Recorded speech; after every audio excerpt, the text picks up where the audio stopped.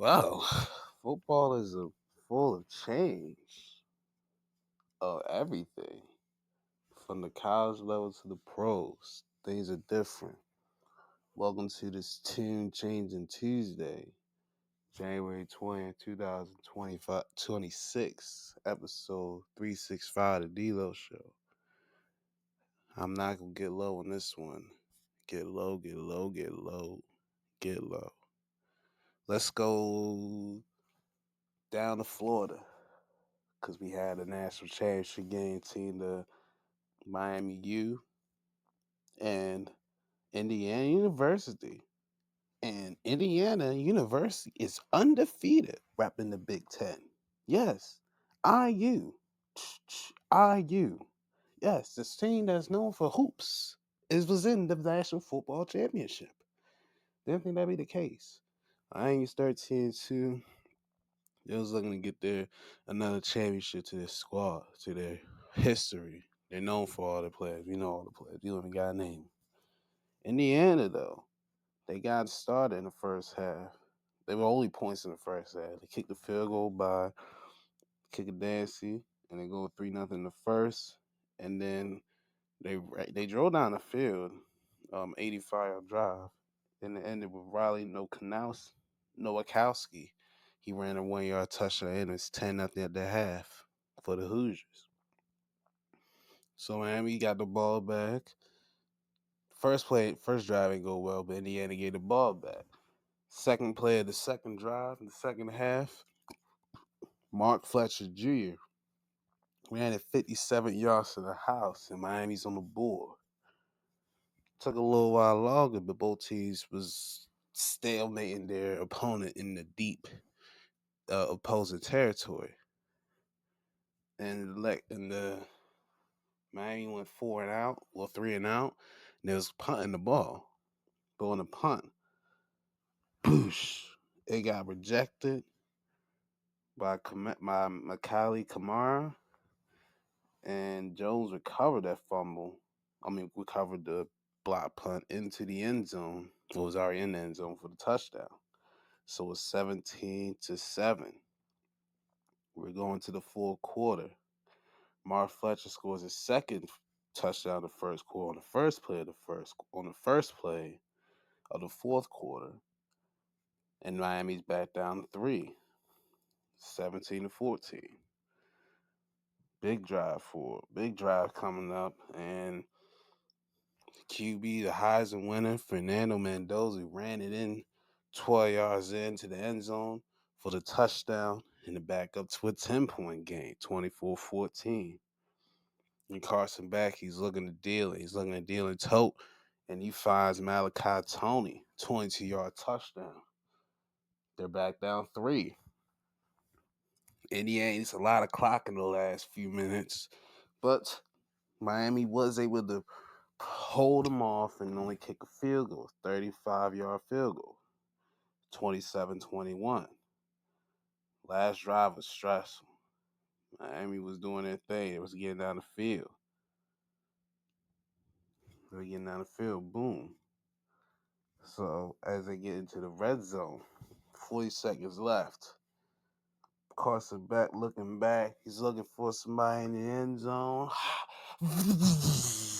Intercepted by Jamari Sharp, and Miami and Indiana takes over. They kneel it down for a couple times, and they win it out 27-21 to complete the undefeated season and bring a title home to the Big Ten. On my Terps, it feels so weird that we're still running in the Big Ten, but we got something. So there we go. I guess Mendoza won the player of the game because they did all right, but 16-27, 186, no TDs, no picks. He ran it in, and in college they do if you sack by QB if the QB sack, they count on rushing yards. So he had -8 rushing yards and a TD. But Kalen Black, he has 79 yards and 17 carries. Roman Hemby, 60 on 19 carries. And Nowakowski's only one touch was a touchdown, so it makes useful with that. Amar Cooper 5 for 71, Charlie Beckett 4 for 65, Elijah Satt 3 for 28. Right, and then we had one sack from Aiden Fisher in the pick. It was a clean game. No, there was no turnovers. Just a bunch of punts. That's the only way turnovers happen. Well, turn them all back to possession. But it was clean up until the end, where Jamari Sharp won the game for the team. Perfect time to get an interception. Mm-mm. Mm-mm. Students in college are protesting, walking out of class through the ice. Dun dun. Supply thickens. As for the U, Miami, Michael Irvin, Ray Lewis. Why Ed Reed had that big ass hat? Where the heck he get that supersized hat from? But Carson Beck, 1932, 232 a TD in the pick.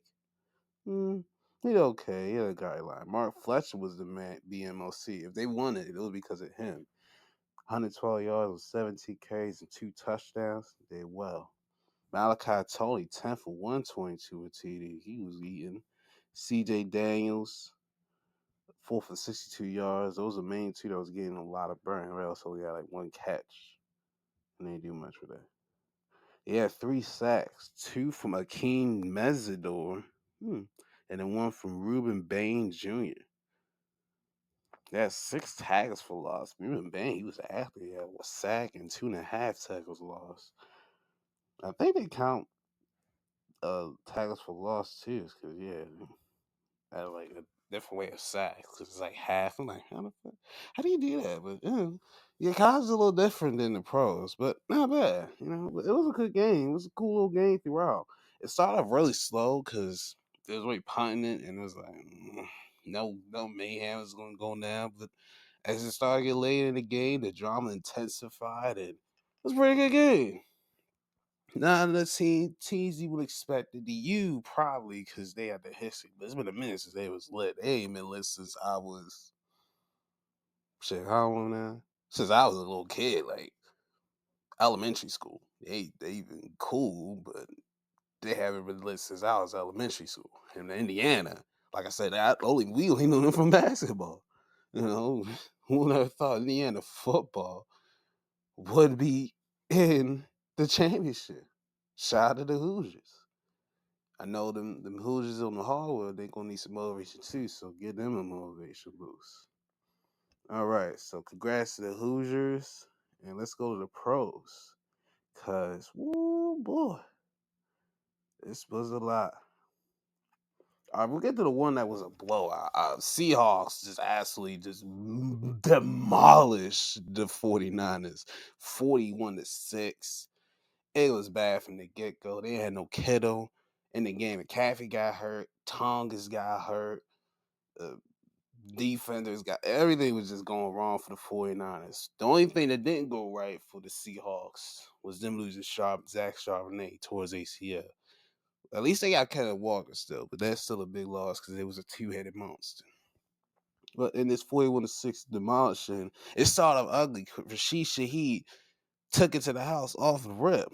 Made 7-zip. 49ers, I don't know what the hell they did on that fourth play. They ran with USEC, pitched it to him to McCaffrey, but he pitched it way too late. It was bad all around. Anyway, 17-zip after the first. The only points the 49ers get was two dances from Eddie Pinero to make it 17-6. But the half, Kenneth Walker got a 7-yard TD, made it 24-6. And then Kenneth Walker just on the second half, he scored the other 2 TDs, and Meyer scored the extra Dansky. And it was 41-6, demolishing. So, yeah. 49, the Seahawks were just having their way with them. Sam Darnold, 12-17, 124 TD. He had to do much, but did enough to get the job done. Protect the puck. Kenneth Walker, 3 T's on 116 yards and 19 carries. Charles Charbonnet, 5 of 20. Shaheed, 2 for 27. Oh, he lost 3 yards on another play. Oh, at least he getting back. Cooper Kupp, 5 for 60 yards. Kenneth Walker, 3 for 29. Sitting the jib with 3 for 19 and TD. And Jake Bobo, 1 of 16. That's all he needed. He had 2 rumble recoveries, one from Julian Love and Nick Imanmori. So yeah, they was getting active. They had 2 sacks, one for DeMarcus Lawrence and Leonard Williams. Had a pick from Ernest Jones, the fourth. So it was haranguing around, harassing and causing mayhem. As for the 49ers, Brock Purdy, 15 for 27, 140, a TD, no TDs and a pick. Ugh, it was probably his worst for us. It was so bad they had to get Matt Jones in there to end the game. So yeah, it was that bad. Purdy, he led the team with 37 rushing yards. McCaffrey had 35. And Jordan James got some burns, 6 for 28. I hate that noise. Jake Thomas, 5 for 59. McCaffrey, 5 for 39. Jennings, 2 for 23. And Usyk had a catch. Yeah, Thomas, he got his strip fumbled, and Purdy got strip sacked. So, and Usyk went out of bounds. And they had sacks from Malik Mustafa and C.J. West. See, wait a minute. You had your Tyrus West? I don't think so. But we'll get a quick grade for the 49ers. We'll give them a C plus, B minus, because they always in this part.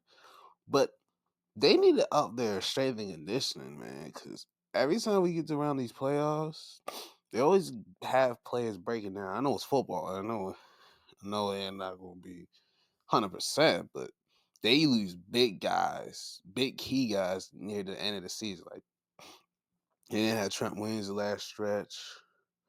They ain't had Ayuk all year. I know it was all year. But Fred Warner, it was just a lot. They need to get their strength and conditioning up so that way they don't be having these little injuries. I know a couple of them are out of nowhere, but still, they got up their strength and conditioning because this is a pattern that happens. This has been a pattern that's been repeatedly going on. So get your strength and conditioning coach upgrades. If you can use those little money for that, do it for that. Okay, that was gonna work for that. All right, let's go to the game that everybody talked about, and they mama. Everybody, their mama, their daddy, and their siblings. The Broncos and the Bills. Hmm.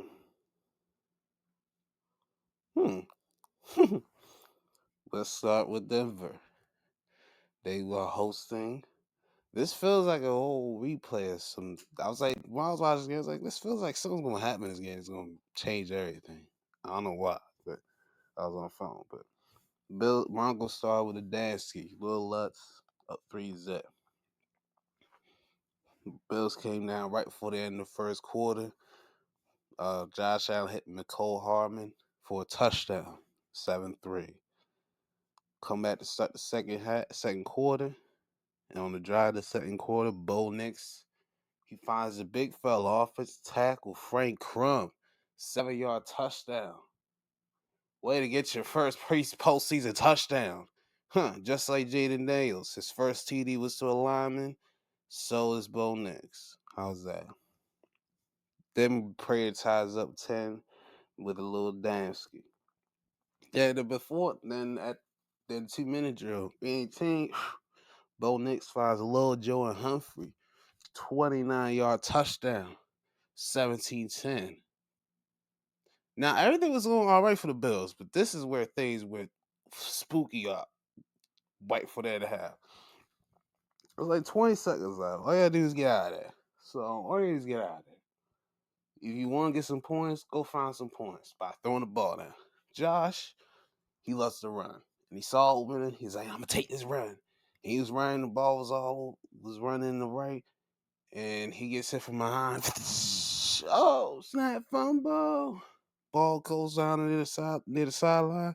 And Broncos recover it with 2 seconds left. And they're in Will Lutz field goal range. And they button in the dance seat right before the end of the half. It's 20-10 Broncos. 10-point lead. Okay. Start the second half. He's sharing. Josh sharing again. He is sacked by Nick Bonito, and he fumbles. And the Broncos are in business in the red zone. But their defense held strongly, and they only get a field goal. So it's 23-10. I'm like, okay, they're down 10. Can y'all make it up, fellas? And they responded emphatically with Josh finding Keon Combs for a 10-yard touchdown, and they're down within 6. They're down a touchdown. That's all they need. Defense does well, hold it down, and the Bills take the lead. With Allen finding Dalton Kincaid, and they take the lead 24-23. All right, after they took the lead, Broncos went 3-out. I was like, oh, it's looking a little cooked. Because the Bills are driving. They was eating almost half the clock in the third and the fourth. So you figured, if you score a touchdown, you'd be up 8. Just get the extra point, you'd be up 8. Broncos, you got pressure on the Broncos. And there was a throw on that third down when it was in the red zone. There was a little screen to Shakir, and I thought he caught it, but then I saw everybody else not really running like all full purpose, and then we saw it complete because it hit the ground. I was like, oof, he's gonna be sick about that one. And so they kicked the field goal. So they up 27-23. All right, it's cool. Defense can't hold it down. So, and Bo Nix, he rolls down the field 8 plays and finds Marvin Mims Jr. for the touchdown. And they take the lead 30-27. Get the extra point. What is that, sister? Wait, ooh. Okay, so all right. Can the Bills find an answer? They drove down the field to do a hook and ladder play. I think he got one of the tight ends, and then he tossed it to Ray Davis, and he got close to the territory. There was one play where if he hit it, oh my gosh. Or if he hit Dawson Knox on that third down, ooh, that'd have been a perfect play for a touchdown. But the lineman, he rushed up and rushed Josh to move forward. He threw it, and it just went out of his hands. I was like, ooh, he gonna be sick about that one too. I was like, those are 2 plays he's gonna watch the most. I was like, yeah, he gonna watch them joints because it was close. But Prater, he bucks it in, and we're going to overtime. And in that overtime, was a stressful one. The punt by the Broncos. Okay. Can they play defense? They play some defense, and Allen was going neat with it, going up top. Cooks, he was going up to catch it, but intercepted by McMillan. Oh man, McMillan with the pick. How did he get it out? It looked like Cooks has got to catch it, but then he was going to ground. McMillan, he got in the play and snatched it away. He ain't have the catch all the way secure. A lot of people kind of keep freeze framing it, especially when it looked like he caught it, but his hands were not on the ball comfortably. You know when you have a catch stash, you either have it in your grasp, in your chest, or you have it in your hands, like grab.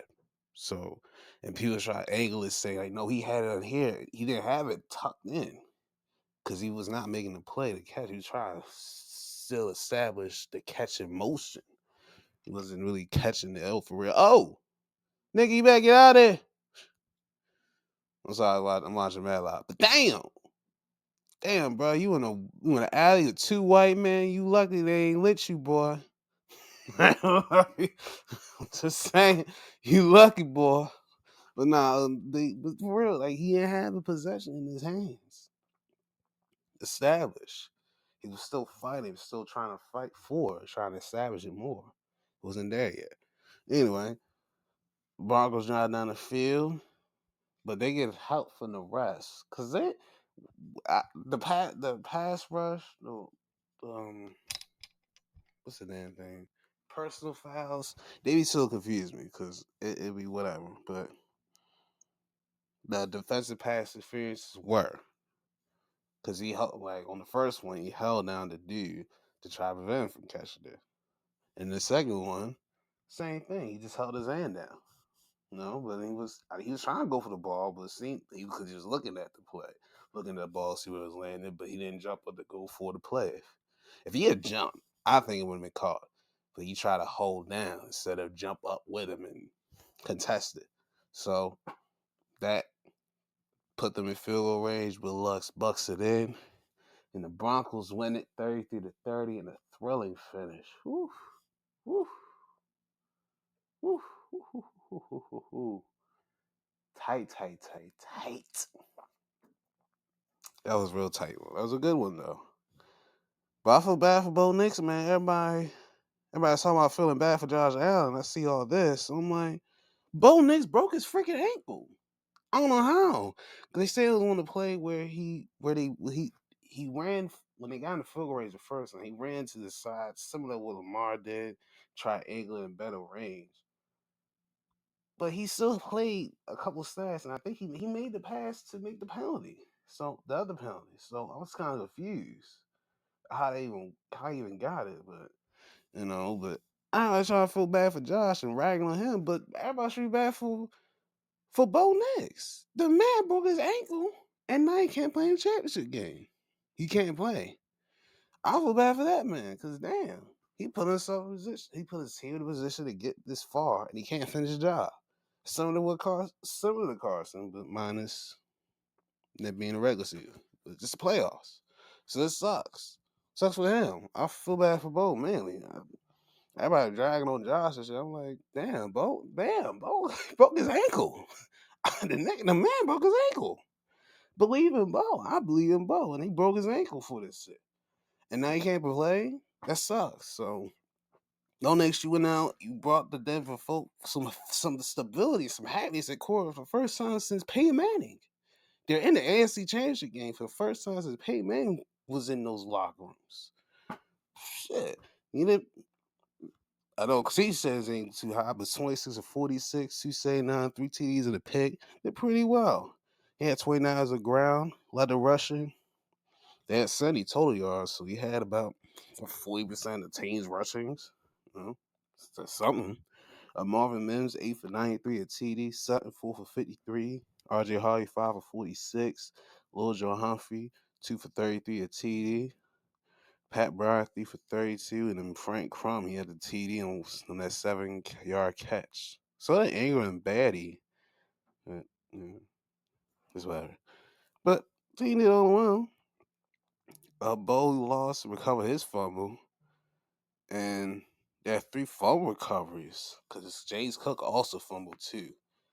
But definitely Devon Key, Malcolm Roach, Talona Hafunga, they all the fumbles for the defense of the Broncos. And he had 3 sacks, 1.5 from Malcolm Roach, 1 for Nick Manito, and the last hat came from Zach Allen. So he was out there. And the 2 picks from PJ Locke and Jaquan McMillan. Shout out to them.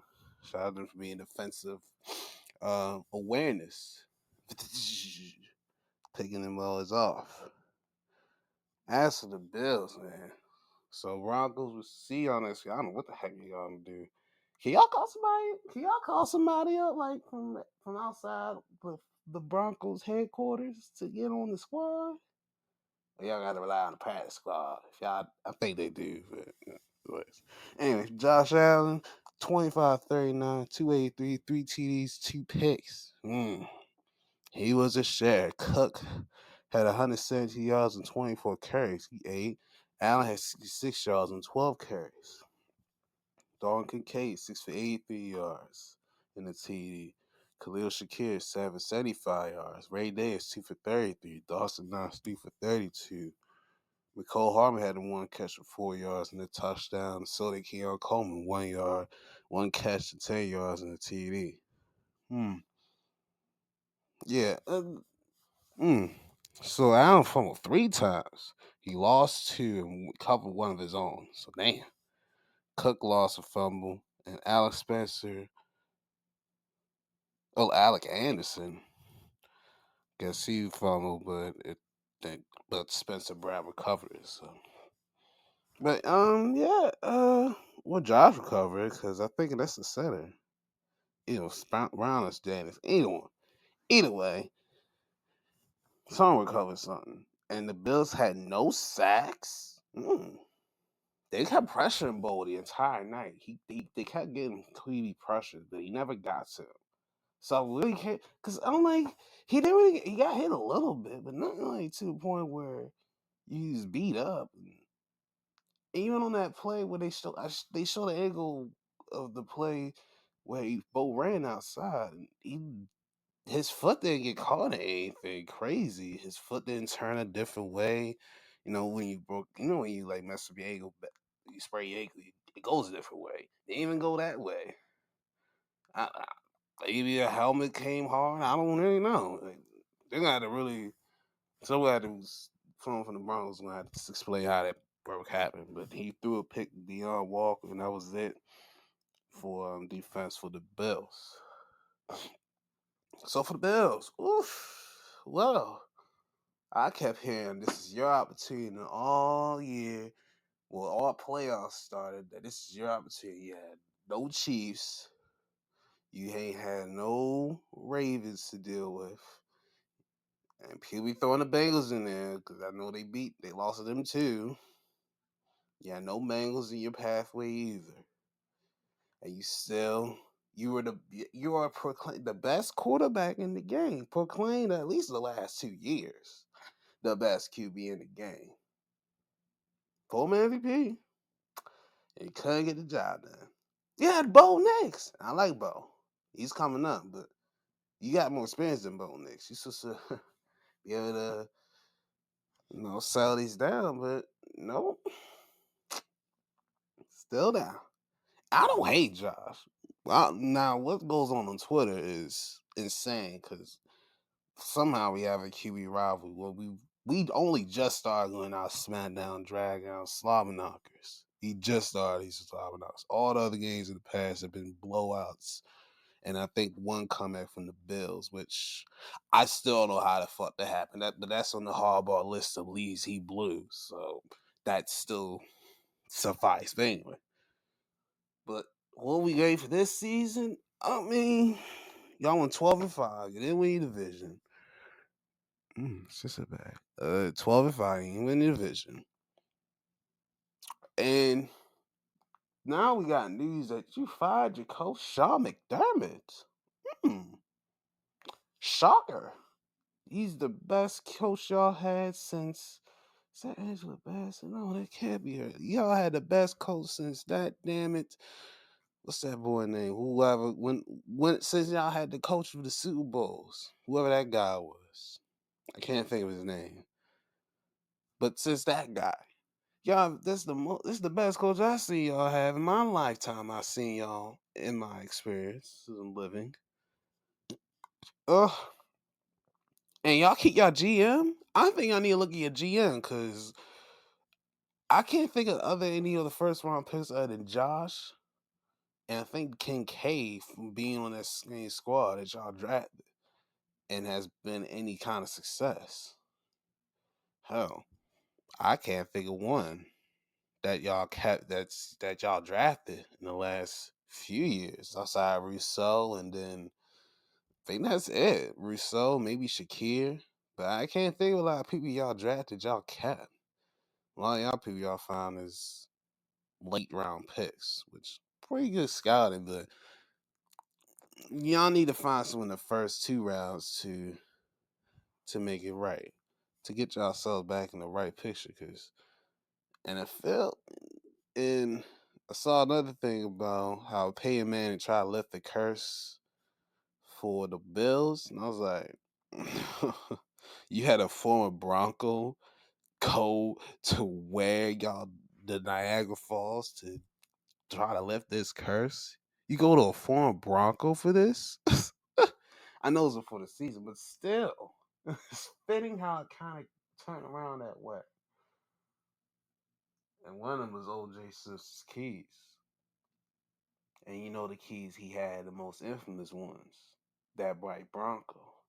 So you all messed up. Y'all all, first of all, y'all not cursed. That when I saw that, he's like, because it was the president William McKinley. He got assassinated in Buffalo in 1901. They try to play out like that. No, that's a different type of curse. That's a whole. That's the reason why y'all cold over there, because that's the wait a minute, that's different. I got a whole different beast. I can't think of the beast that y'all got. Y'all gonna have to find a buffalo for real, like an actual buffalo, like the big ones. And that's how you're gonna get y'all cursed. You gotta find a big buffalo. So y'all gotta go like Montana or like Wyoming, one of them areas. Either Canada. Canada would suffice as well. You gotta get one of the buffaloes, harvest it down, shave his fur, and bring it into your new stadium. That is the way your curse will be lifted. You find you a buffalo, a real buffalo. You shave it down. Get all the shavers, make it clean, get rid of it. You might as well put his memory out. Maybe take it out like old Yeller. Do that, and then when you build your new stadium, have that shear of fur for the buffalo in your stadium. Either in the concourse, either in the locker rooms, or either in the team management rooms. The owner, GM, secretary, lieutenant, whatever the case, wherever rooms you want, make sure it has that buffalo fur. If you want to get rid of this curse, I'm telling you, get a buffalo. And not hard to find. I mean, probably big, some bitches big and pretty hard to find, but they in specific places. So either go to Montana, it's further out west, but you got to go over Michigan and all them other states, Wyoming, maybe Idaho. I don't know, maybe Idaho. Um, and you can go into Canada too. You can go to Canada too. They got some in that area. So get you a buffalo and make that part of your city. Make it part of your team. Buffalo. Buffalo. Get your buffaloes. So get a buffalo. If you want to get this curse out of you and get you a championship, embrace the city name by getting a buffalo. Hello. I never thought of that. They tripping. Like, what the fuck, man? Why not? You feel me? Just get a buffalo. I know they're hard, but get a buffalo. Find one. Find a. There's a site where you can find buffaloes, and you can do that. So go look for a buffalo. Buffalo. Do it. You know you need it. Oh. But on the real, all right. On the grading tip, y'all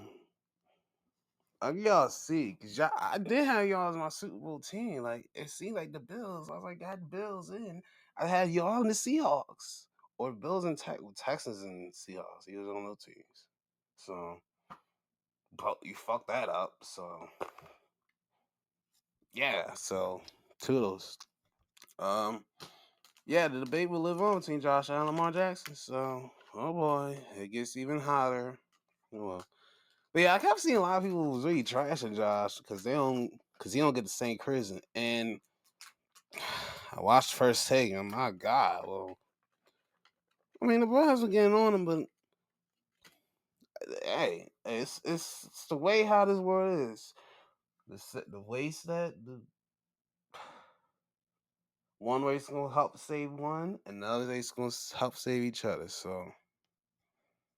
But I like Josh. It's weird. I like Josh. I don't like being in the Civil War because I like Lamar's been my guy since Louisville, and I like Josh since he got to the pros. So it's like, damn, there was no beef like this before 2024. There was no beef. There was none. I don't really remember no any kind of beef. It really just started matriculating in the last 2 years. It's freaking weird how that is. Like and we've been in the last couple Brown Buffalo Bills and Ravens games is super fast, but went really good, great. But this the last two. The last few before that was eh. Anyway, let's move on. We already know Josh. He messed it up, and he was feeling bad about it. He was like, yeah, because like yo, like this is your opportunity, but you didn't take advantage of it. So pack it up. We'll see you down in Cancun. All right. Patriots and Texans in New England.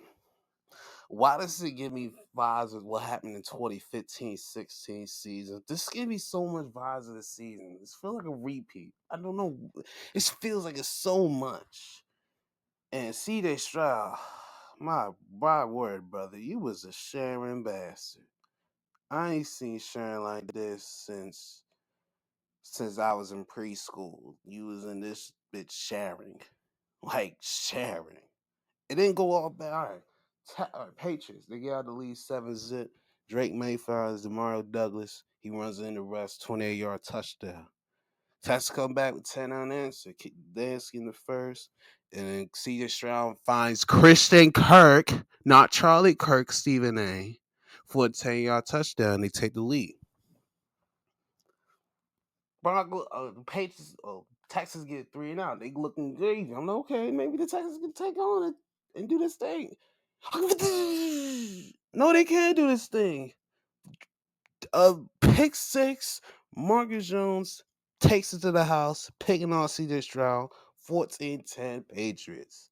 They do it like 3 times in that quarter. I think he did 4 interceptions in the first half. But one other possessions, Drake May finds Stephon Diggs for a 7-yard TD, make it 21-10 and a half. Okay. Texas get 2 field goals by Fairbairn in the third, and they get all the points that they get to get down 6 or take down 5. Starter 4 started with an extravagantly good play by excuse me. It was by Drake May. He found Keyshawn Booty, ran in for 32-yard touchdown. It was 28-16. Both teams and the Patriots held it down when this one 20-16. Whew. Yeah, CJ on there was sham, brother. Drake, man, he managed the game pretty well. 16-27, 179, 3 TDs and a pick. Solid numbers. God damn, he was sacked like a mug. Ramondre Stevenson, 70 yards on 16 carries. Trevion had 25 on 12. But yeah, over 100 yards of rushing, thanks to Drake May's 10 yards. Keyshawn Booty, 3 for 75 a TD. Stephon Diggs, 4 for 40 a TD. Demario Douglas, 2 for 36. And that's all we're going to let you know in this bitch. Drake May was out there sharing. He at least threw one pick that he lost. He fumbled 4 times and lost 2 fumbles. Good thing Will Campbell was there to recover 1. And yeah, I guess the other one went out of bounds or something. Good thing they was in the sidelines. They had 3 sacks. One from Anthony Jennings, Kairis, Tonga, and Clavon Chase with it. They all got sacks. And they had 4 picks. 2 from Carlton Davis, 1 from Marcus Jones. And then Craig Woodson, he had himself a heck of a night. He had 5 tackles, he had a pick and a fumble recovery. So he was out there doing everything. Putting his nose in everywhere. In every direction he could find. All right. And they will make to the championship.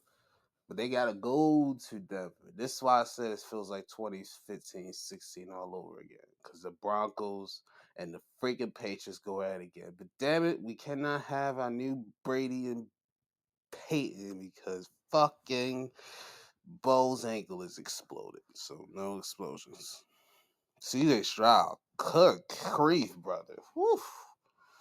20 of 47, 212 yards, a TD and 4 picks. I don't know what makes you more surprised. He still had more yards than you, or he had more picks than TDs that Drake did. I don't know which one is more impressively sad. Good grief. Woody Marks could not find any holes. 17 yards on 14 carries. Jeez. Yeah. He had 48 yards on the goal around total as a team. And Woody fumbled 2. Damn. Jaden Higgins, 6 for 59 yards. Dalton Shorts, 2 for 47. Xavier Hudson 4 for 44.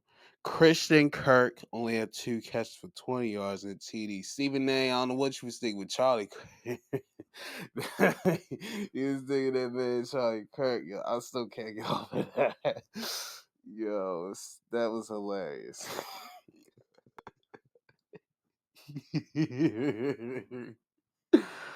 Oh man, that was hilarious. And Aziz Al Shahir, he had 2 fumble recoveries. Okay, with your 9 tackles, nice. They had 5 sacks, 3 for Will Anderson. He forced a couple of them fumbles. Oh, when I remember, he forced a fumble. And 2 from Danielle Hunter. Anderson's getting all the production. It was getting eats. And Jamarcus Ingram got a pick off of May. I think that one. Yeah, he just picked them off. So, and that's it for Texans. I give y'all B plus. This probably the closest I felt that y'all could get to the AFC Championship game for the first time y'all franchise. I felt it. And this if CJ can't carry the ball a bit better, I think y'all have been in this championship game. Cause y'all divas is like lethal because y'all shut them down for the most part. And they scored their offense scored 21 points. So if CJ just took care of that ball and didn't share as much as he did, y'all could be in the championship game. So I give y'all B plus. Out of all the division games that y'all have been in the y'all franchise, this is the closest for real. Real shit. Shit, every year in the division, they get their asses beat, blown the fuck out. This is the first time where I think I think the Chiefs game too. That I think last year, last year, 2 years ago, that was the other one that was really close. Not the one that was up 24 and then that it flipped in one quarter. That was just insane. Talk about the one that last one they went against the Chiefs. But yeah, this is closest. So I give y'all B plus for that. So because yeah, this was the closest. I would say you just saw some good. Yeah, if they had Nico, they'd be a lot better. They missed Nico Collins extremely heavy. So get some outsiders. Get a number 2 man to help alongside Collins. So that way if it goes down, you be able to recover. So and linemen and outside guys. Those are 2 main things looking at from the Texans. And the Bears and Rams last playoff game. Mm-mm-mm. Rams go to Chicago as staff look to go against the Bears, and they get it started. Rams get started thanks to Kyron Wentz. He runs a 7 yards touchdown in the house. They go 7-zip. Bears tired thanks to Kel Wiz finding DJ Moore 3 yard touchdown, and then Kyle Sanders gives them the lead 10-7. But we go in a half tie thanks to Harrison Mevis 10 up. No scoring in the third. A lot of defensive efforts. But in the fourth quarter is where it got exciting. Kyle wins 5 yard TD run, 17-10.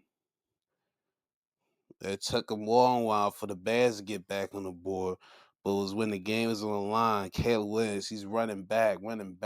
He can't go anywhere further. He just flungs it deep, and Cole Kmet catches it in his grasp, and we're tied at 17. And we're going to overtime. Cause Savage said, I'm not gonna be like Phillip Rivers and bring the backup in, throw it down the field one time. We're going to extra sessions. And this extra session, the Rams, they go 3-and-out. They get the ball first. They go 3-and-out.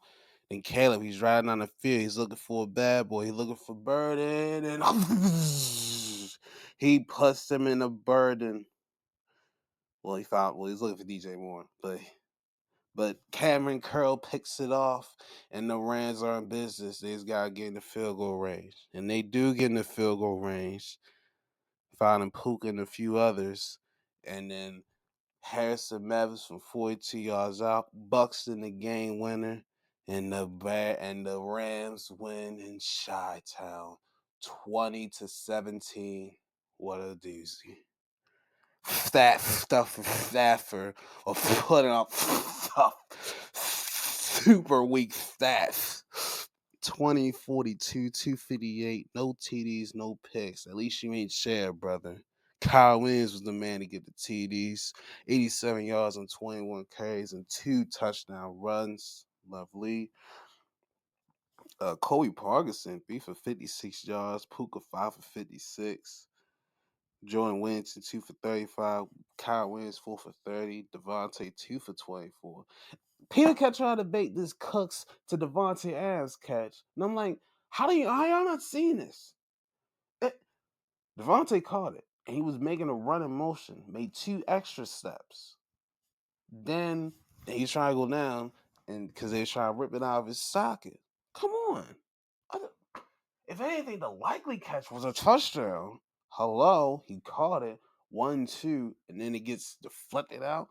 No, come on, that's when you argue that one. Stafford, thank goodness you and your back were aware because you fumbled twice, but you recovered one, and so did him. Shout out to Kyron. No sacks, but he got 3 picks. 2 from Kobe Durant. Nice. And Can Curl. Okay.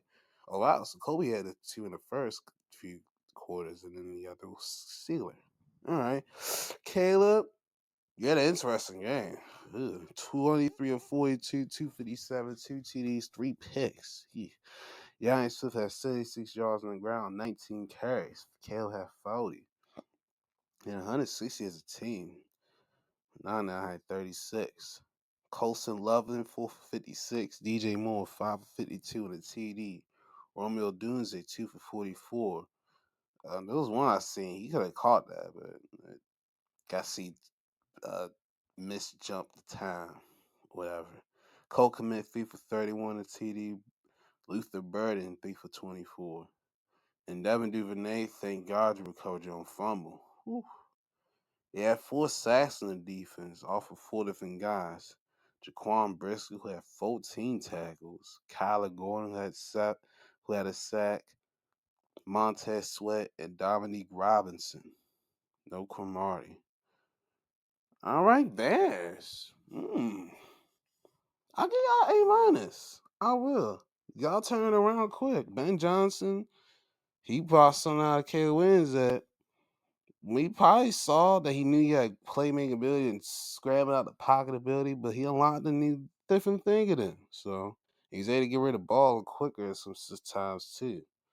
So, but what a turnaround! They had probably the second biggest turnaround, probably behind the Patriots. It was last. Now they won the division. Was a 2 seed. Probably the highest the Bears have been since Jay Cutler was there. Yeah, yeah, that's about as far as they had since Jay Cutler was there when he went to the NFC Championship game. Heck yeah, because Mitch ain't gonna playoff win. They lost. You know, they was 12-4. They lost. So yeah, this is a really good team. Y'all got the receivers. Y'all got the offense. I would say up your linebacker. I say up your. I say get your lines. Just keep your lines straight. You got the weapons. I say get more on the secondary. Improve on that. I'll say that. It's probably more safety area, corners. I say you're pretty good corners. Upgrade the secondary and the safety department. I think they can get back to this point right here. They can get farther. And you got young quarterback. See you and Ben Johnson. Him and Ben Johnson can get some chemistry flowing and create a little tandem. Y'all got the tools. Y'all got some. Y'all got the tools for it. So see they can execute it. We'll see. See y'all can bear down or bear up. What that? All right, we got some coaching news. John Harbaugh is going to the Giants. 5-year deal. Sounds delicious.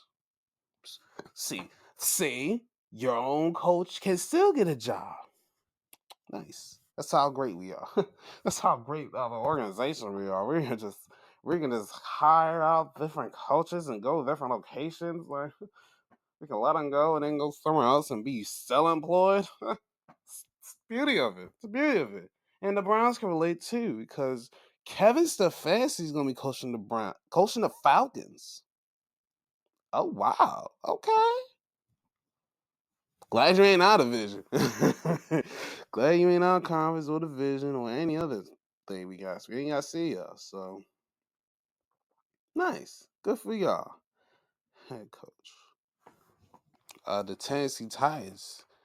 They choose to rehire to the coach and head coaching hire screen Robert Saleh, who was formerly with the Jets and he was the 49ers offensive coordinator. He's going back to the head coaching role. Hmm. Good luck with that one. You're back in Tennessee, so nice. All right. The Dolphins, they hired off former Packers defensive coordinator Jeff Haley. Halfley, my fault. Okay. He was former coordinator of the Packers and he was on and he got fired yesterday afternoon. I'm okay there. Well, good golly for him. Well, good for him. Got a new job. He joins the new GM. That's part of Florida, the Miami squad. Eric Sullivan. So nice.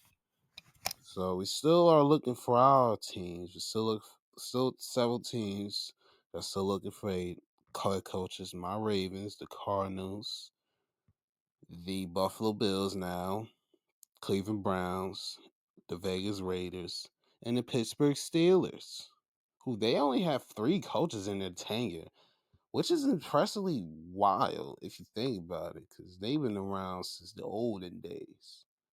I know Chuck Noll was their first coach. I know Bill Cowher was the second coach. That's when I was started to watch, but he retired, I think, a year before I really got into it for real. And then and then Mike Tomlin. So this will be their 4th coach. Interesting. That really is crazy. Wait, the Brown in 10 years. So, interesting. All right, so that's enough football Americano. The UFL is coming around, and yeah.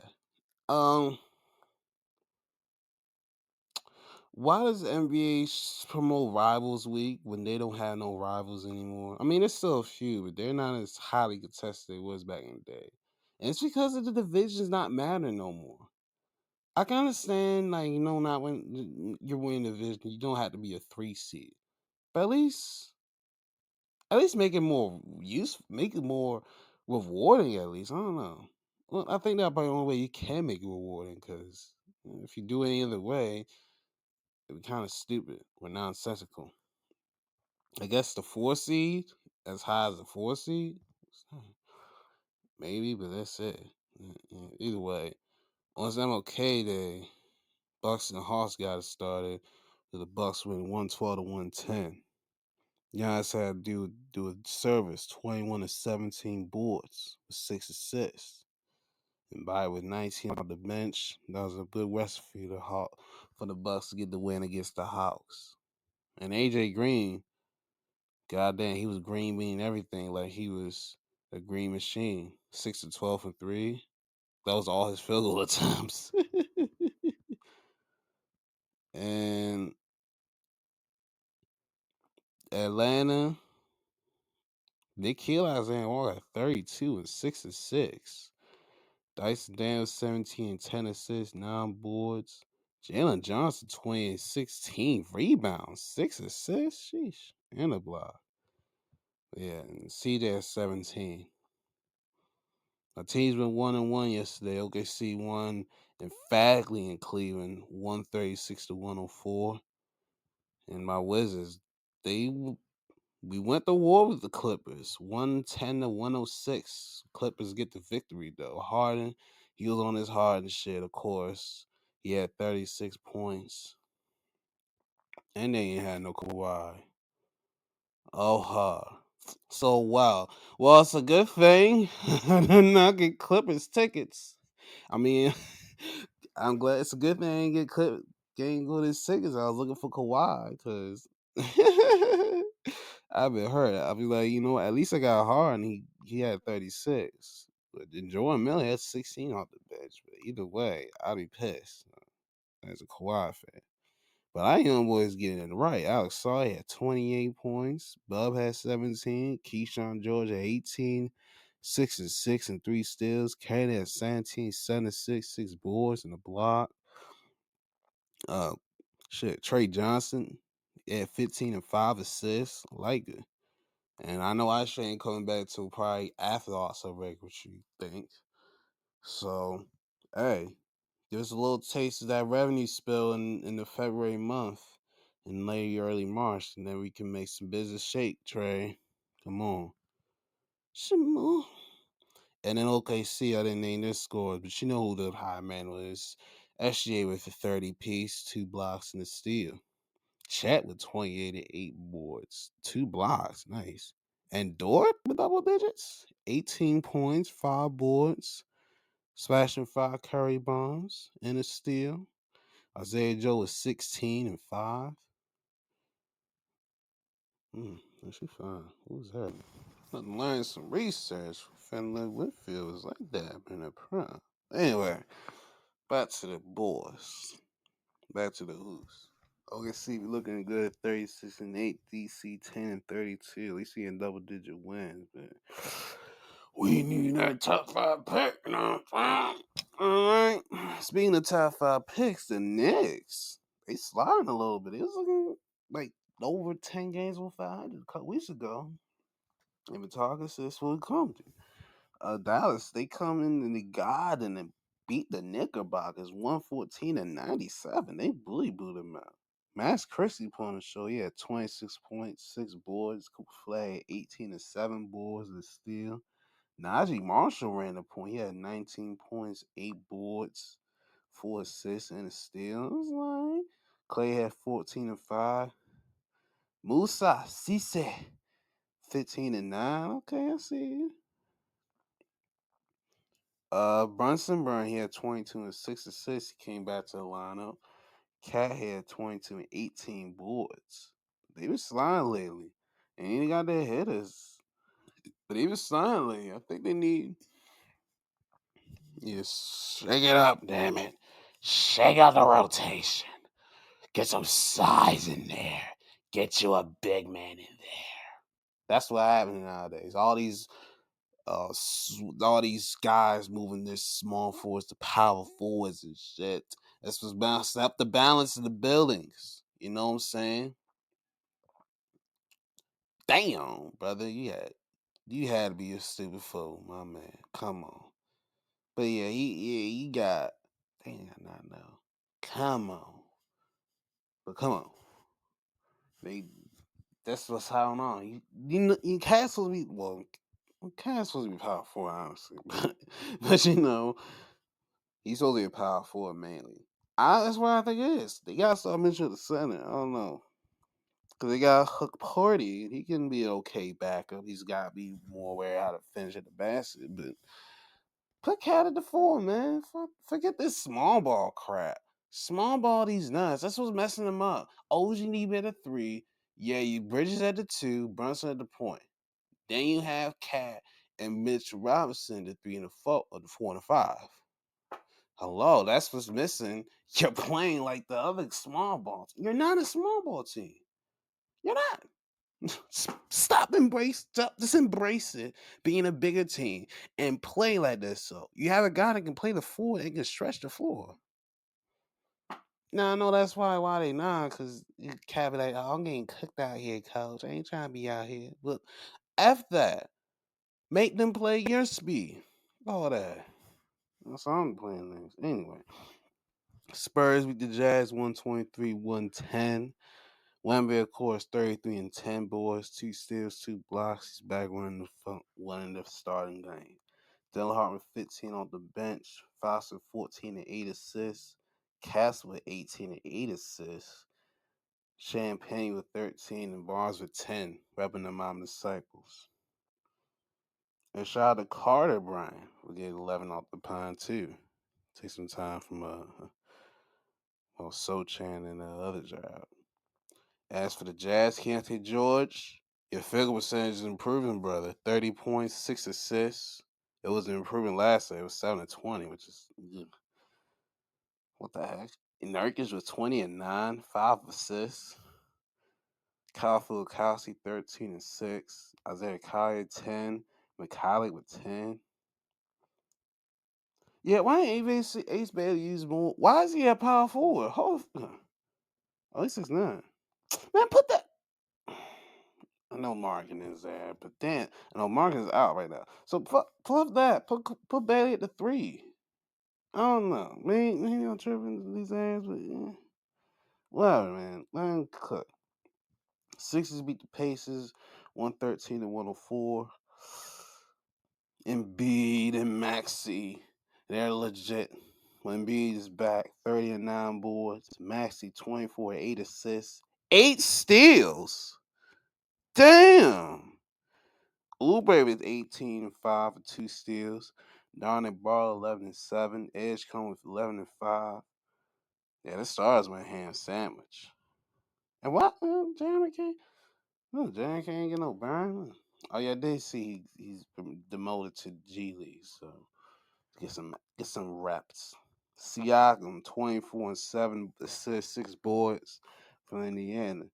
Andrew Nenard 25 and 5 assists. Jay Huff 10 and 9. TJ McConnell 10 points. Been a mess for the Pacers. 6 has been a revelation. We're getting all stars in a second. Suns beat the Nets 126-117. That's weird. Dylan Brooks leading scoring column 27 points. Wow, 5 boards. Nice.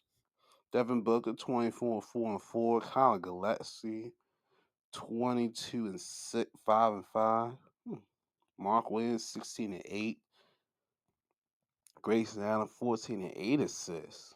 Royce O'Neal 11 and 5 assists. Hey, Sharon? Say no, I'm joking. I'm joking. Oh. Oh yeah. Yeah. But the Suns, shout out to them. They're looking good. 26-17. Very impressed. That's a Brooklyn. Michael Porter Jr. got his 23 and 6, 2 steals. Noah Clowney 16. Nick Claxton with 12. Zion Williams with 15. Terrence Mann with 10 and 8 assists. Drake Powell 11. And not you, Ty. Nolan Traore with 10. Good boy. And a real tight one between Detroit basketball and Bostonia. Detroit gets their third win of the season, edging out against the Celtics 104-103. Tobias Harris, it was a cold night for him. It was a cold world. I messed that all up. Cold world, 25 points and a block. Jalen Duren, 18 and 9 boards. Kate Cunningham, 16 and 14 assists, 2 blocks and a steal. Duncan Robinson, 15 points. All of them from Curry Land. 5 of them attempts or makes. And Jay Nani's back. Good. They gotta get I'm got good. They had to get a rotation right because they need a shooter on. They need a shooter in the lineup and a score off the bench. So Ivy is one to score. Good. And that's good. All right. As for the Celtics, Jaylen Brown, 30-11 the boards and a block. Payton Pritchard, 17. Sam Hauser, 16 points. Niamis Queta, 10 and 8. Good grief. Luka Garza, 10 and 2 steals. Nice. Yeah. Both teams doing good so far in the East. Detroit's still running the things. And in Boston, they're repping strong. Nice. God damn. All right, and the last but not least, which is a tragedy, Warriors and the Heat. Jimmy Butler playing his old team, the Heat. It's kind of fitting how it was. It's kind of fitting how it's ended here. I saw my ways. Jimmy Butler towards ACL in this game. I find it fitting against a team that he he's a play against and sell one out. I'm glad he didn't go crazy like he was in Minnesota days. Good thing, but he still tore it. So, uh, Brandon Pozenski, 24.6 boards. He led the team in scoring. Took over for the tragedy. Steph Curry, 19, 11 assists.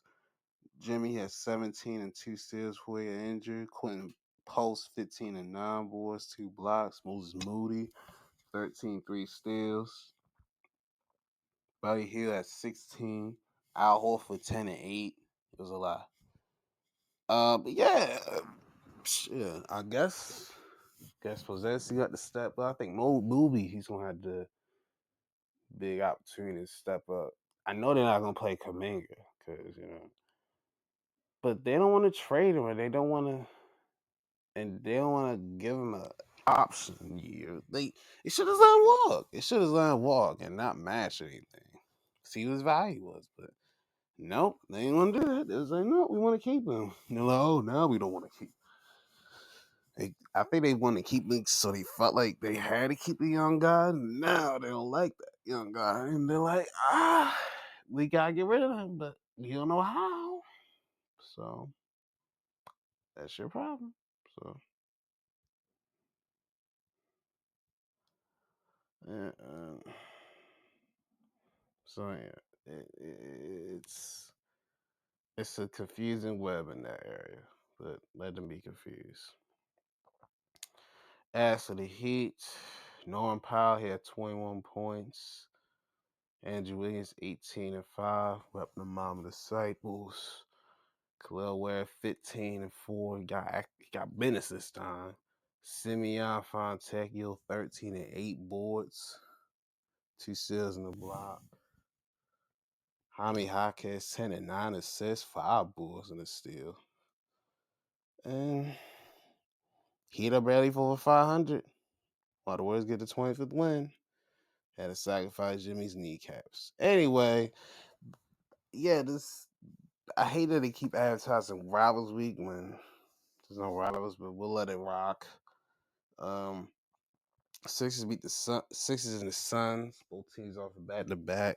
I'm gonna go with the Suns.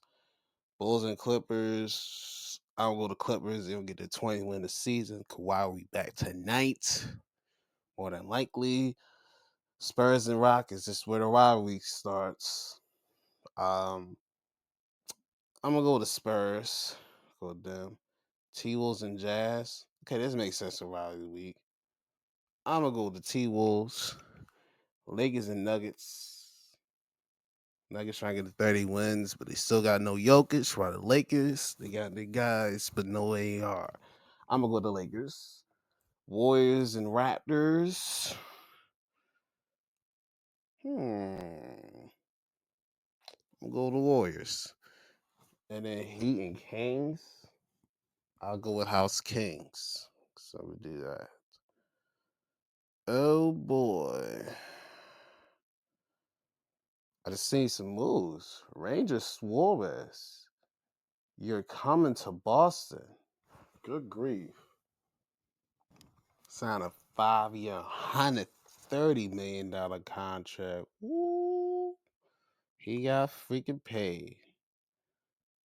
Got paid like a G. So he can run the AL East and be in Boston. So have fun with that. Nice. Okay.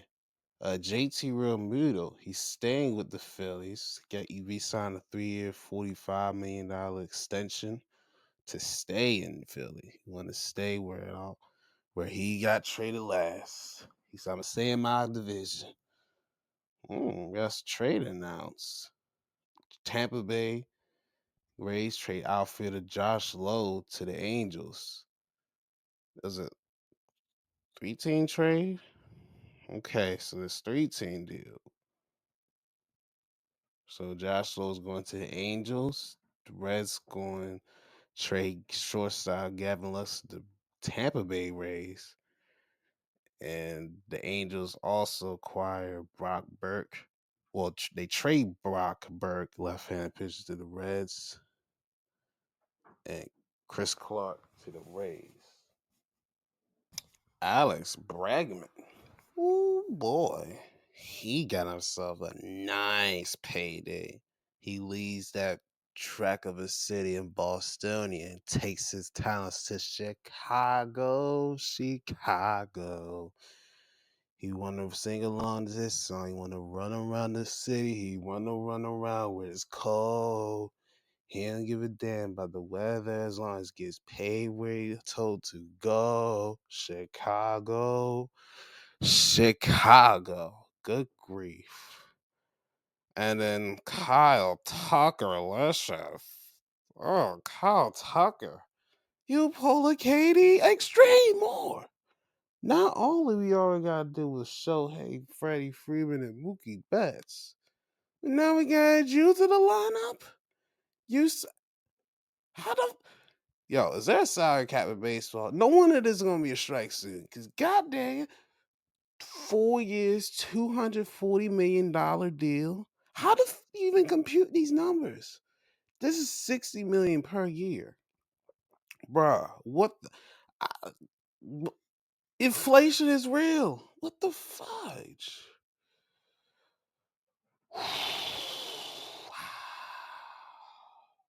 Ooh, wow, wowzers. Ooh, wowzers. Yeah, wowzers, because good grief, that is a lot of money. There's a lot of money to spend. The financial toll that they got. Baseball contracts are probably the hardest to try to tinker around because you gotta do the minor league, the majors, you gotta do the double A, triple, the single A. That is a lot to financially contract all that. Baseball probably the hardest. That's probably harder than football because football is 53, 55 guys, and then you got the practice squad, which is like you can pay them whatever the mean average is for a practice squad. So you in that or slightly above if they're gonna be a big part of your rotation. So that seems a lot more easy to manage than a freaking baseball team. You got like 200 freaking heads in your squad, almost at least 100. Shit, good grief, that's a lot. How the fuck they divvy up? Good thing Kershaw's retired. Kershaw like, I'm out. Y'all can do this super team shit when I'm not here. So, deuces. Deuces, gentlemen. I'm out.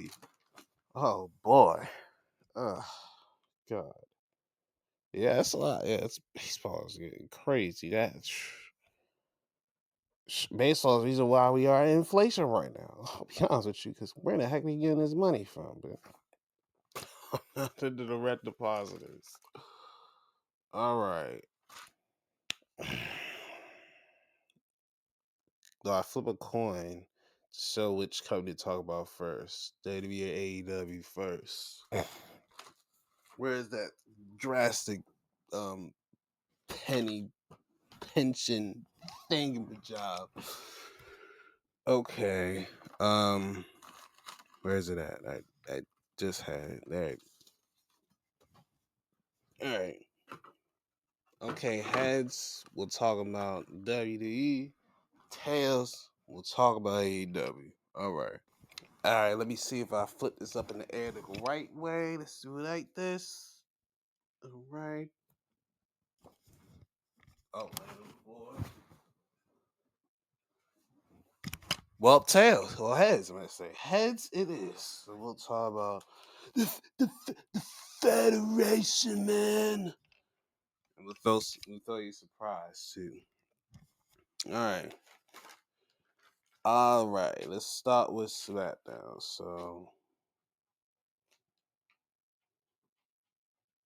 yeah, we'll talk about SmackDown. We'll talk about SmackDown. All right. Drew celebrating the title. Yay. Good job of winning it. RKO cuts off. Well, Drew, before he said that, Cody has no rematch clause. So you cannot say, I want a rematch, Drew. So he's out to do it the hard way.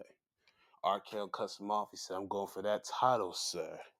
And there's going to be a big old mini / tournament to determine who's the number one contender. But The Miz Jacob 5-2 comes out, and Drew's all trying to tell him, it wasn't me, mate. It wasn't me. And he's trying to run away, too. I'm like, say it wasn't you, Drew.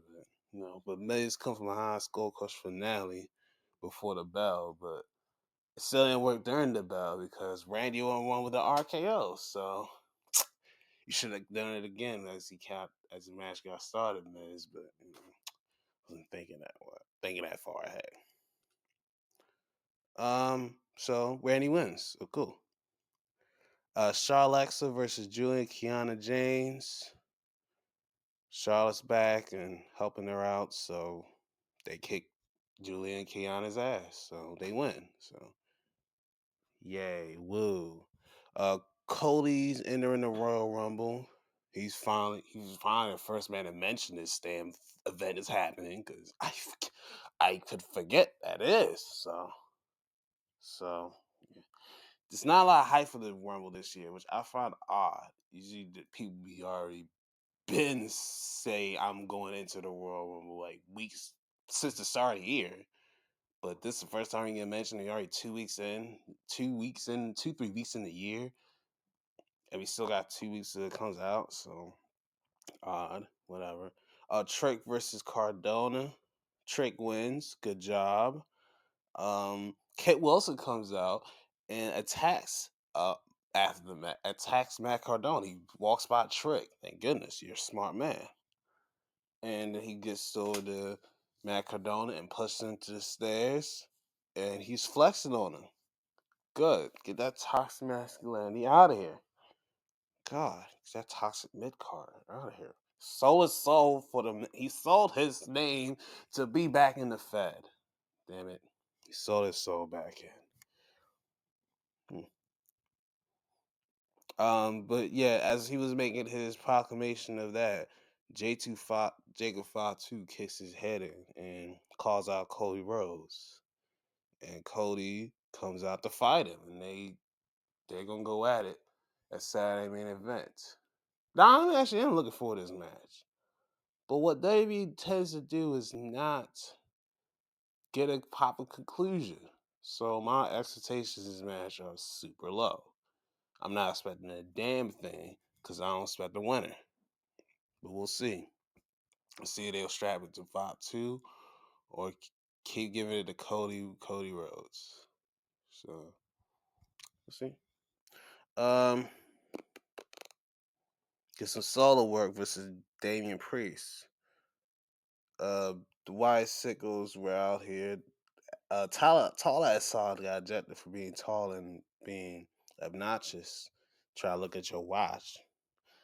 But when he got ejected, the Sickles came out and they attacked the other MFTs. And then I look at Nikki Cross, and I'm thinking to myself, how is it that when how is it when Vince was in charge, you were more successful as being a fake ass superhero and hanging with Alexa Bliss than you are as Triple H as the crazy girl? He puts you in these crazy gimmicks and don't do nothing. But when you was on the Vince, you was a superhero. That was the most we ever saw out of you. Any promos, any in the ring, well, low in the ring, anyway. Either freaking character development, trying to entertain us, trying to, get us a fan base. Any of that, Vince was giving you that. But with Triple H, he gives you these spooky gimmicks or crazy gimmicks, and I don't think that it fits her. I mean, just because she's British or from that Scotland, UK area, don't mean they all gotta be spooky bitches. I'm just saying, like, give her some else. She ain't doing shit, like, for real. Like, I look at this as I was kind of getting to the superhero stuff. I want to know where it would have gone, but we didn't figure it out. But whatever, pal. That's whatever, pal. But anyway, uh, Damian Priest won thanks to Uncle Howie did get Atlanta back for a second, but tall ass Tonga stopped it from Solo stopped it first. He put it in the corner. That distracted DP got the win, but then Uncle Howie tried to get it again when the match is over, and tall ass hard came out of nowhere and knocked his face down, and he got the he got the lantern back. So I, you feel me? It just didn't. I, Gay Gunners get the lantern, and I hope this tag time match ends his feud. But I know it's not because he took the lantern. So I'm thinking they're going to have some big old cage match to solidify this rivalry for good. Now I feel that's what's going to be. So, okay, y'all have fun with that. Anyway, Mel versus Leon Slater. Open challenge, open sesame. Real minds open challenge, but damn it, can we get some story? Can we get a feud from Mel to sink his teeth into? Oh, did he? But this is really good, really freaking good. Melo wins. Very good match. Respect to both, bruv. So, Chelsea versus Jordan Grace. The only thing delicious about this match was Jade and Chelsea Green. Jordan gained a little ass back, but um, but Jade, good grief. But yeah, that was all you can really say about this. And Jordan won. And why she ain't do her finisher? But I don't know. I'm not the one that says about their finishes or not. And then the main event, Damian Priest and Trick on a fight next week. Sounds nice. Oh, Ilya versus Sami Zayn is the main event. I was like, that's the main event? Okay. How does it sound? Okay. Sammy won, and then Trick attacked Sammy after the bell, which good. Keep him occupado for now, amigo. So do all that. Yeah, let's do that. Are you serious?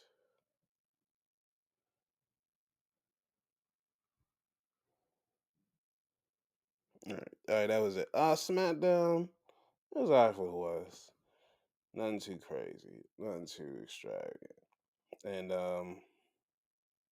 I feel that Sami Zayn is gonna be that it's gonna be Drew and Sammy for the Rumble because they really plan to Drew or Sammy is you never beat me. Or Drew, you never beaten me, Sammy. So I'm like,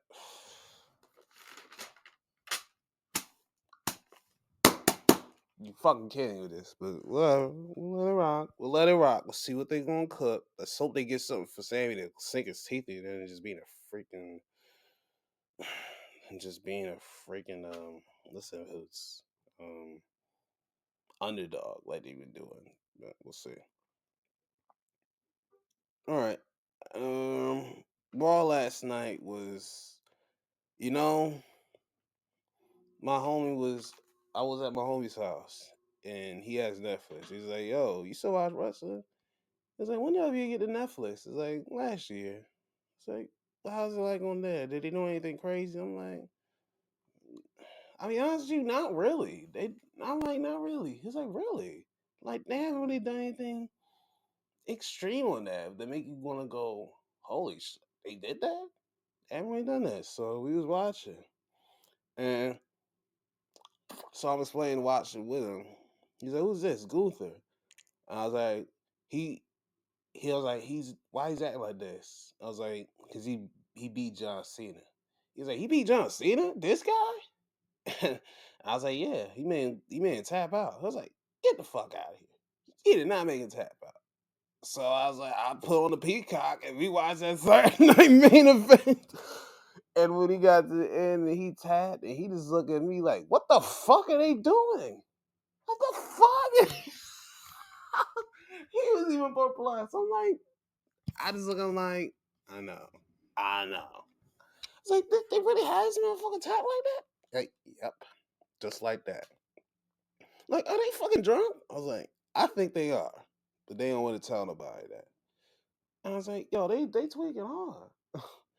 Yeah, yeah, AJ, he comes out, he wants to rematch because he cheated like a punk bitch. And Gunther said, okay, you want to go again? Put your career on the line against me. I was like, ooh, AJ, he wants to take your career away? And AJ accepts. It's like, Okay, AJ, you want this guy to end your career, I guess. Son of a bitch. Good luck. But no, AJ got this. So yeah, so good for Golden Man to get his career over. And now I keep seeing how AJ's contract ends in February. I'm like, so that means it's going to retire John Cena and AJ Styles and not get no WWE title match. Stupid, stupid, stupid. Anyway, Becky Lynch versus Maxine Dupree. She had the girls out. And I mean girls, I mean Natty. Natty's back. I like, hi Natalia. We ain't see you in like a good hot minute on television, but we know you're doing other stuff. So hi. So she says hi and bye. Well, she stays. And she's going to try to help Maxine get this title. Are you fucking kidding me, Christian? Where did he go? Oh, there he is. Thumb issue? Really? Bye. Oh, no. Oh, God, no. No. Oh, my gosh. Oh, my God. Almost. Holy crap. I'm glad I looked because I almost. Whew, almost let LaMelo go. Good grief. Anyway, but Maxine and Natty are back. So hi. Anyway, we get to the end. Becky pulls off the top turnbuckle. Okay. And so Maxine avoids it. She stops and stuff. And then Becky, she goes face first into the turnbuckle. Supposed turnbuckle. Maxine kicks Becky. It's they try to play that different angle, but that thing skirted across the top of her forehead and then connect. I was like, yeah, I was thinking, damn. And they try to switch the angles. So and then she goes to cup. She pisses. She did a ropes. One, two. Natty gets the foot. Becky's foot on the rope to stop the 3 count. What?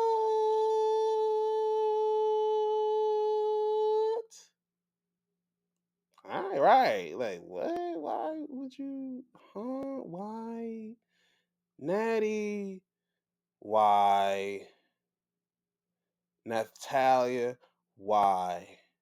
Why? In the Golden Graham Blazer did you do that? What did she do to you? She did nothing to you. She just wanted to learn from you. Excalibur. But no, you just want to take from her. And tech is what you did, or tooketh is what you did, and you let her get manhandle slammed and lose the match just like that. And they decided so. And then got her ass beat after the match. So yeah. I forgot to say the rules before this. You know the rules. If the champ comes out first, shit goes left. And by golly, Becky came out first and shit went left. Yeah. Um, so boo. Pierce comes ringside to watch this next match. Division, which is Logan Paul, Bronson Reed been hungry ass, and Austin Theory. And the versus the this feels good thing that I had this was not sponsored by anything. But he had Rey Mysterio, Penta, and Dragon Lee. Thank God it was nothing sponsored in this match. Because it probably would have been something Mexican related. Like Chipotle or something. And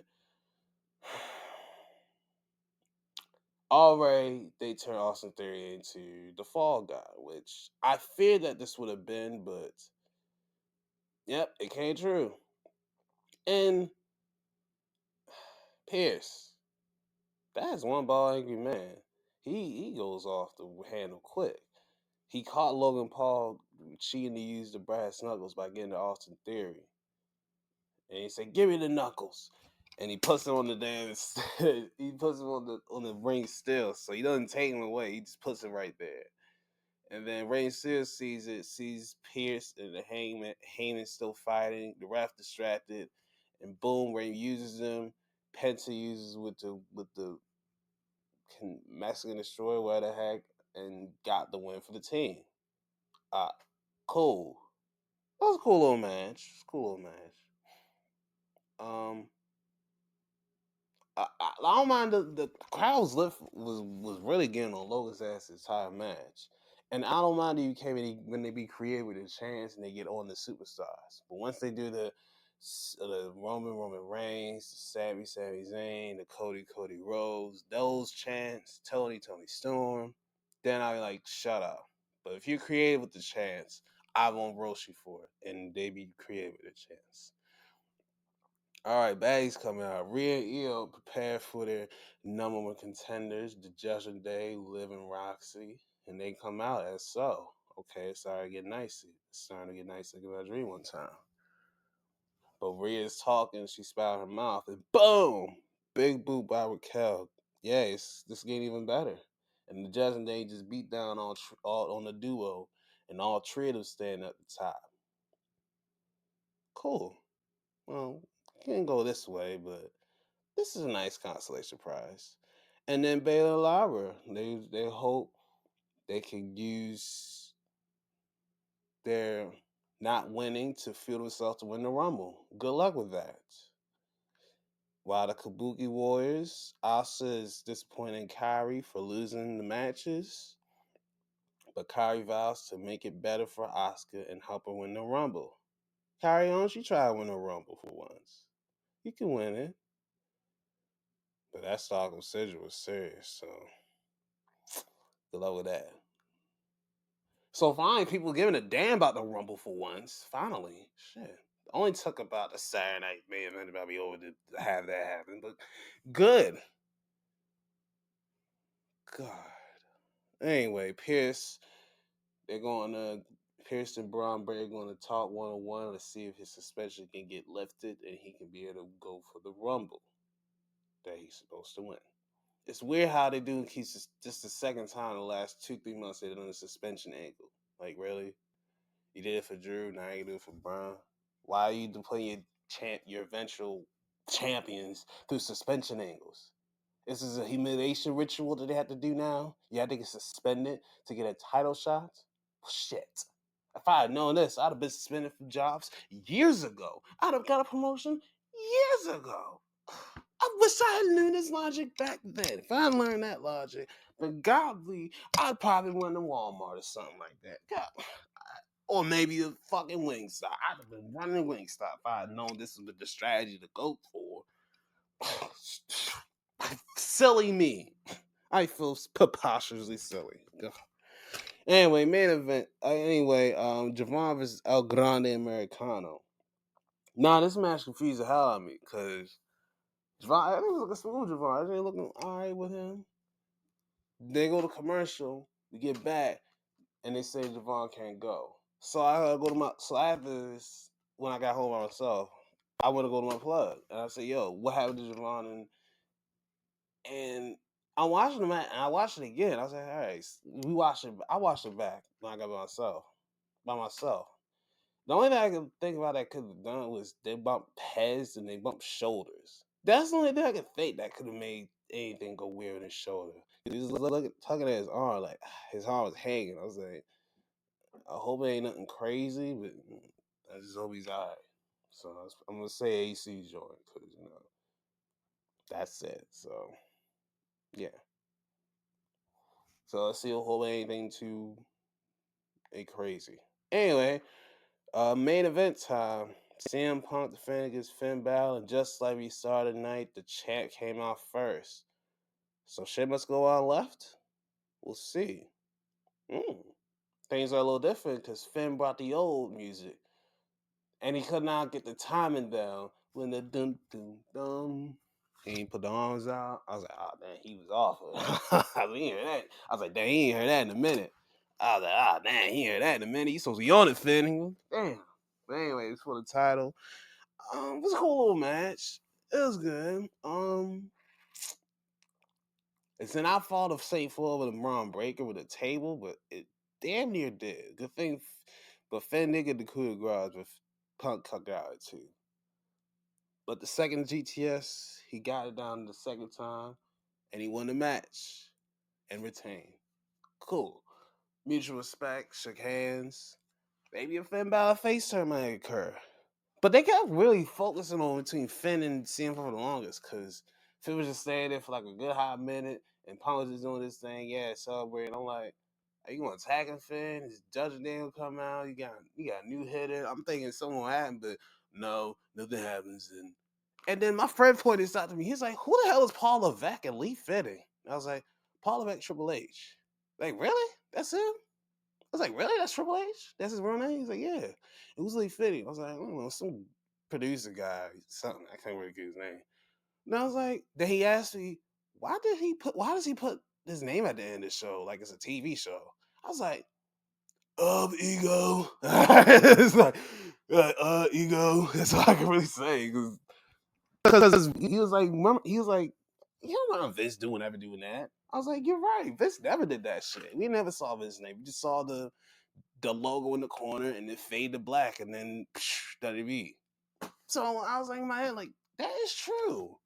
Why does he put his name at the end of the logo? Triple H never, Vince never did that. And even doing that for Shawn NXT. I don't think Shawn would do that. But that is weird. It took an outsider to let me know about this shit. Why does he do that? That is weird. I do find it kind of weird. And then we then we look more and like, what's Unreal? I'm like, oh God, we are not watching that. It's like, why? It's kind of like Hard Knocks, but for wrestling, and it shows a lot of secrets. And it's like I might check it out on my own. I'm like, well, you can check it out without me. I ain't gonna watch that shit. It's just stupid. It's really that dumb. I was like, yeah, it's really dumb. I see clips of it online, and it's really dumb. All right, we talk about Mass and Carnage that happened on Dynamite. Let's talk what happened on Collision. All right. Continuing on Collision, FTR is not impressive. Jack Doyle and Mark Davis, they even trolled Jake something's name. Yeah. Okay. High and by, fellas. Maria Shafir for Zeta Steel. Honestly, it's my first time seeing Zeta Steel wrestle. Not bad. She be pretty solid. I'll give it. She carries herself like a star. Like she carries herself like she could be a big star in the division. So I'm not gonna mind. I'm not gonna put the stocks in like it's Last Legend, but I will put a couple. I'll put a couple chips in the chamber for her. I can put a couple chips in the chamber. We can see some potential in her. They need to focus on young girls. So she get a little more savage. She's with Sky Flight. See what she has. Sharita won. Put her in mother's milk. And Moss is on commentary. She's like, light her ass up. Get her. Yeah. Kick her shit in. I was like, God damn, Mox. I was like, oh, damn, Mox. You had to get all ferocious. But at this match, Don Callis fan came out, and Don Callis and him, they got a little beef, and they going back and forth, and then Don runs away. Mox, he points at them like, you ignorant fools or whatever. And then the rest of the family just mocks. Then the white tees come out and they all fight. So we got a whole big old slobber knocker team, the Don Callis and the Combat Club. So it should be an interesting clash of styles. But everything's all justified. Skyfly gets the ring, and we have a 6-man tag team, the white tees and Don Callis family. So the Don Callis family was a team of Kyle Fletcher, uh, Josh Alexander, and I forget who last is. I was either Lance Archer. It was somebody tall. No, it was Lance Archer. I was like, somebody tall. It was Lance Archer. I was like, somebody tall, somebody short. No, El Colon. El Colon. It was El Colon. He was there. So it was Colon. So they got the win. And Takashita came out of the bell, and he gave his hug to his man Kyle Fletcher. I was like, but disregarded Don. I was like, did he see the footage?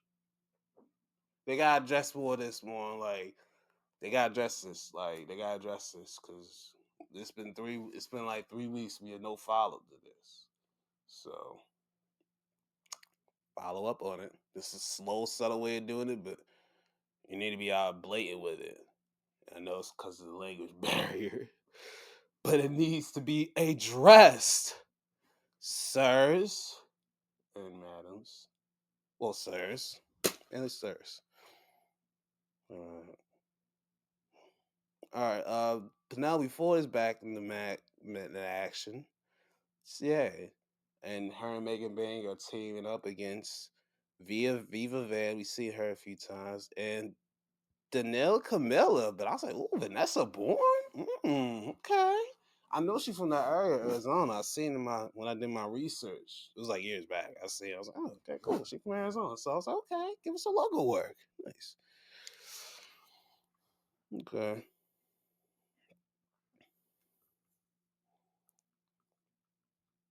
So I was like, "Okay, okay, good." Serious. Okay. Well, it's nice.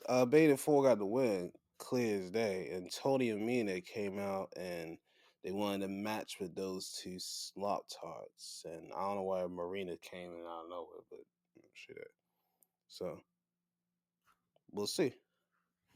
So we'll see what their tag matches tomorrow on Dynamite. So they're gonna go ahead and tag match. You know what time they're gonna be around 9:15 and 9:20, and then match going around like 9.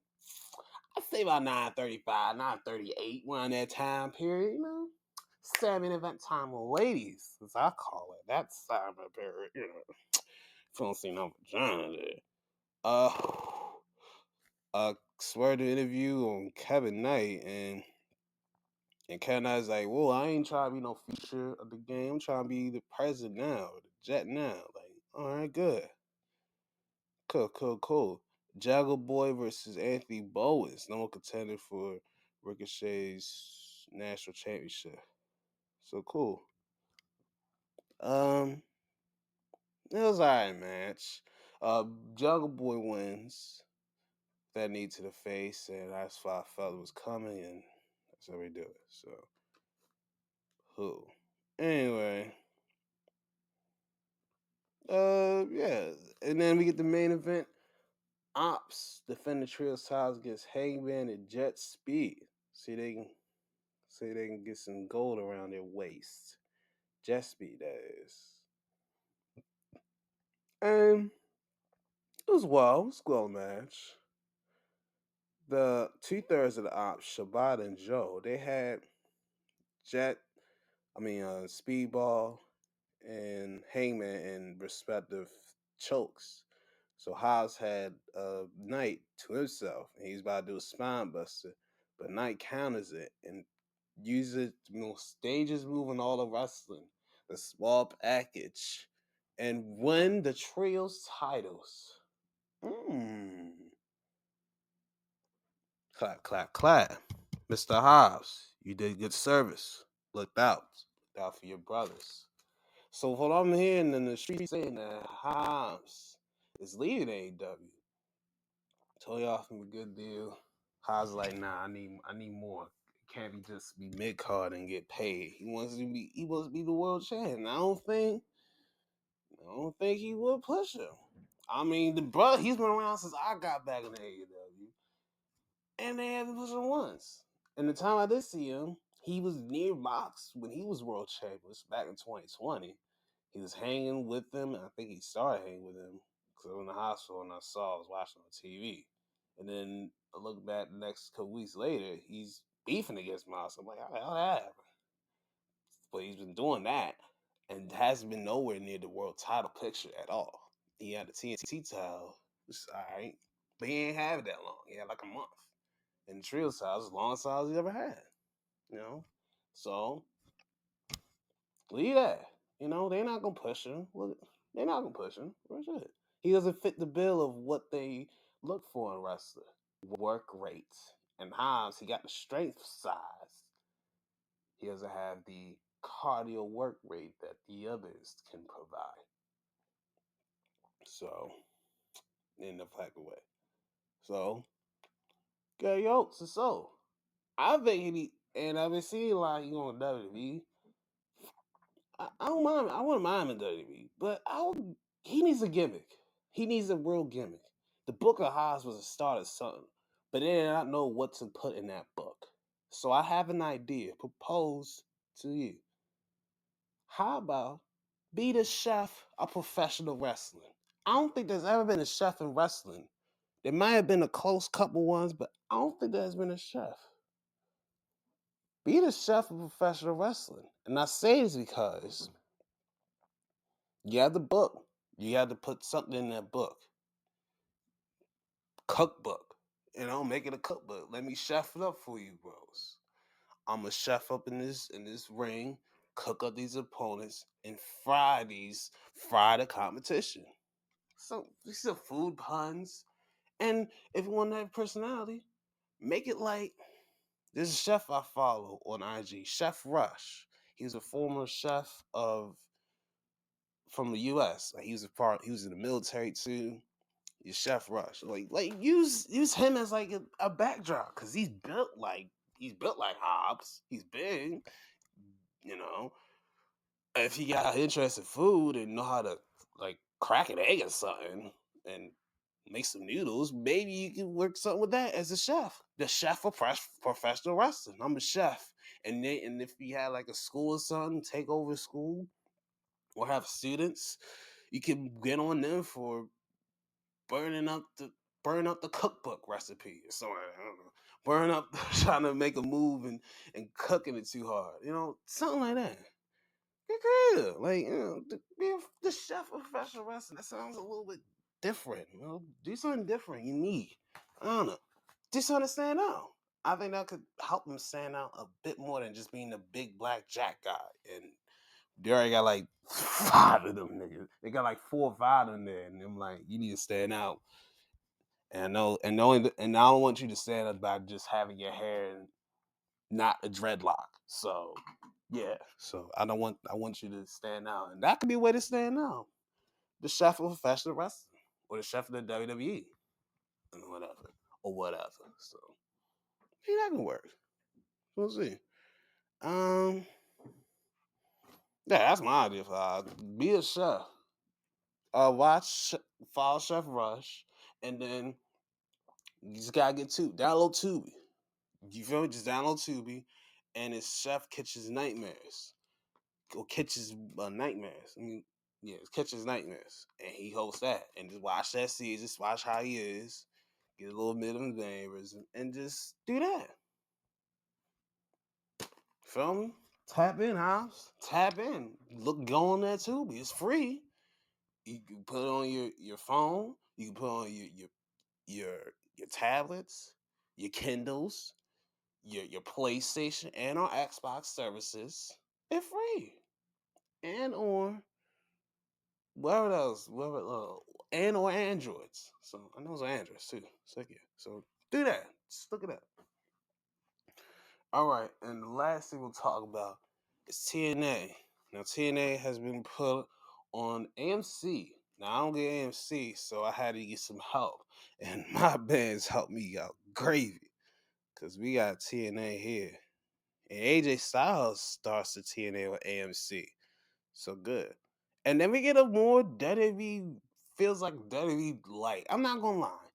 How it was presented, this not bad WWE, but more of a extension of a developmental brand mixed with veterans. With the splash of veterans. Because the first match was Elijah or Elias and the Hardys versus the Order 4, which is Mustafa Ali's crew, A Mufasa. I mean, and the baby faces win, which is cool. They went a commercial middle match, and some people saying that during the match, if they came back, the match was over. I got to see the finish. And the Hardys won, and that was all right, cool. After the match, um, the Righteous come out and attack him, and they hook Jeff Hardy's ear. The, they connected, doing the thing, the chain. They lock in his ear. I was like, oh, and I got flashbacks. I was like, oh no, I was like, brother Nero, get down your ear, like radio and doing all that. I was like, oh my god. Good thing they didn't do all that twisted stuff. Still getting heebie-jeebies off of that. But they do swantons to Matt, and they put him down, and they make him sit there and watch with your wifeful eye as we crush your brother. All right, Ryan Nemeth embarrassed himself horrendously. He had stars of people. Well, I don't know the show that's on AMC because I don't got that channel. I forgot the name. And then they had some TNA people in the front, Mars Sade and a couple others, Eric Young, a couple other people. But Ryan was talking tough to the AMC movies, the actor and producer. And he tried to say, "What you trying to do? What you trying to get in my face? What you trying to do? Huh? What you trying to do? Huh? What you trying to do?" And he tried to go hop over the barricade, but he caught himself on the nuts. I was like, "Ah, dang, how you get yourself caught up?" And then the dude chops Brian off of it, and that was a funny one. That was like, "Damn, how you do that? Stupid, man." That was funny. Santino Morella. He brings in some help, and the help comes in the form of Daria Ray, aka Sonya Deville. Hmm, interesting. Interesting. And we thought he was gonna get a good baby face celebration. Like, yeah, you're back in wrestling. Hi, Sonya. Hi. We see you in a hot minute, but hello. And she dropped a bomb on us, baby. She turns heel on the people in Santino. And good gravy. As she did that, she did the other night. She did the other dastardly thing. Hired new talent. Whew. And that new talent was Elena Black, aka Cora Jade. Ooh. Mm. Mm. And she got some new style. She got no candlestick, no bats, just just her two friends in the front. Thanks, WWE, for the purchase, as they say. And then we get a tag title match. We have the Inspiration versus the Elegance brand. Now I know Payne was fine as hell. When did Billy Kay start? When did they start looking like twins now? I always thought she was kind of cute, but now they look like twins. I was like, when the hell this happened? My bad, man. I was like, when did that happen? Either way. And then the Elegance brand, I need more information to show when. It's all not bad. We know Dana, but she's doing her own. She's doing her own thing. But they got a new person in the squad, and with the help of wait a minute, Perez Helton. This is 2006 or 2026. Either way, he was part of this, and he